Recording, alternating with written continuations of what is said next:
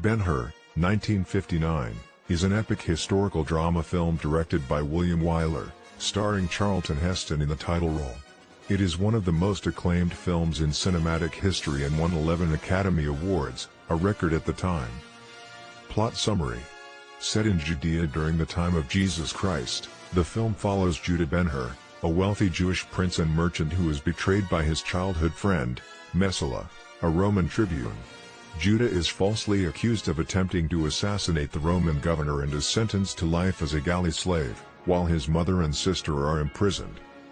Through a series of dramatic events, Judah survives, gains his freedom, and seeks revenge against Messala.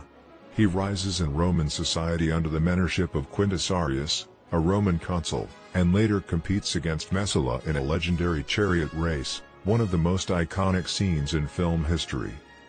Throughout his journey, Judah also encounters Jesus Christ, whose teachings and ultimate sacrifice deeply impact him, leading him toward a path of forgiveness and redemption. Cast: Charlton Heston as Judah Ben-Hur, Stephen Boyd as Messala, Jack Hawkins as Quintus Arrius, Hugh Griffith as She-Killderim, Martha Scott as Miriam, Kathy O'Donnell as Tirzah. Director: William Wyler. Music: Miklos Rozsa.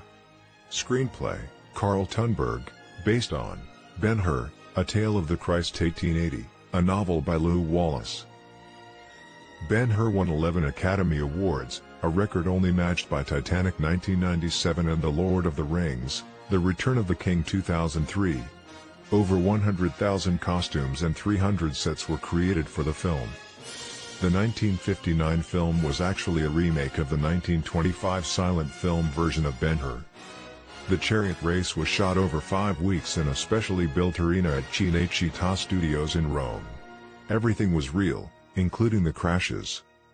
Charlton Heston actually drove the chariot himself, after weeks of training.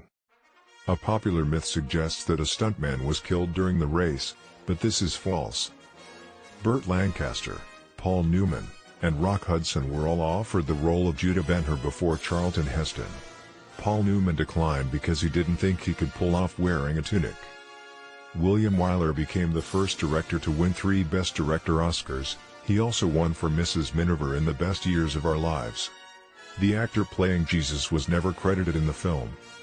His face is never directly shown, and he has no spoken lines, adding to the sense of mystery and reverence. The white horses pulling Ben-Hur's chariot were purebred Lipizzan stallions from Austria, chosen for their strength and beauty. Film budget: $15 million, one of the most expensive films ever made at the time. Box office revenue: $146.9 million worldwide, equivalent to over $1.5 billion today when adjusted for inflation. The film was a massive financial success, saving MGM from bankruptcy. It was the highest-grossing film of 1959 and held the title of second highest-grossing film of all time at that point, behind Gone with the Wind 1939. It remained MGM's top-grossing film for over a decade until Dr. Zhivago 1965.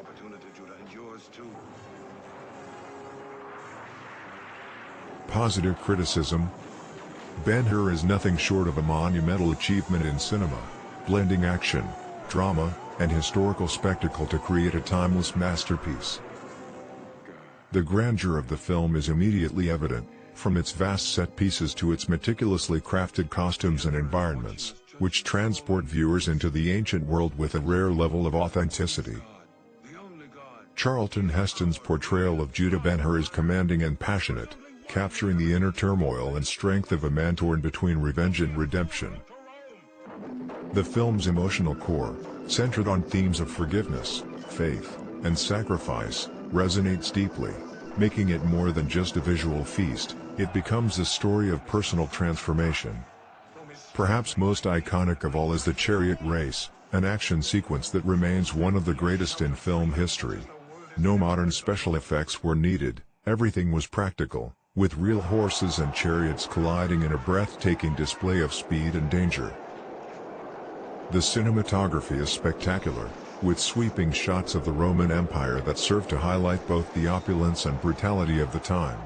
The score, too, is unforgettable, underscoring the film's emotional highs and lows with grandeur and intensity.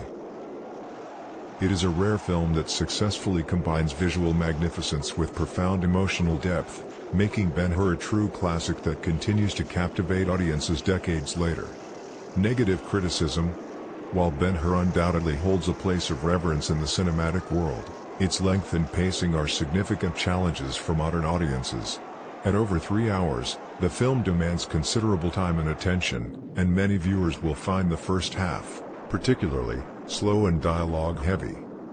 The focus on setting up Judah Ben-Hur's backstory and motivations can feel overly drawn out, and certain scenes, which are heavy on exposition, drag on at a pace that contrasts sharply with the high-octane energy of the chariot race. Additionally, some of the performances, especially from secondary characters, can feel overly theatrical, with grand gestures and exaggerated expressions that might feel out of place in today's more naturalistic approach to acting. Though Charlton Heston delivers a strong performance, there are moments when his portrayal of Judah Ben-Hur comes off as more stoic than emotionally nuanced, reducing the emotional complexity of his character. The film's religious themes, which are central to the narrative, may come across as heavy-handed to some, lacking the subtlety that modern viewers might expect in such explorations of faith and spirituality. The pacing of the film suffers from its uneven focus on action and melodrama. While the chariot race remains a highlight, many other action sequences feel relatively tame in comparison. Moreover, several characters, particularly the supporting ones, are underdeveloped, existing mostly as plot devices rather than fully realized figures in their own right. This imbalance leaves some parts of the story feeling more like filler, ultimately detracting from the emotional depth the film strives for in its more dramatic moments.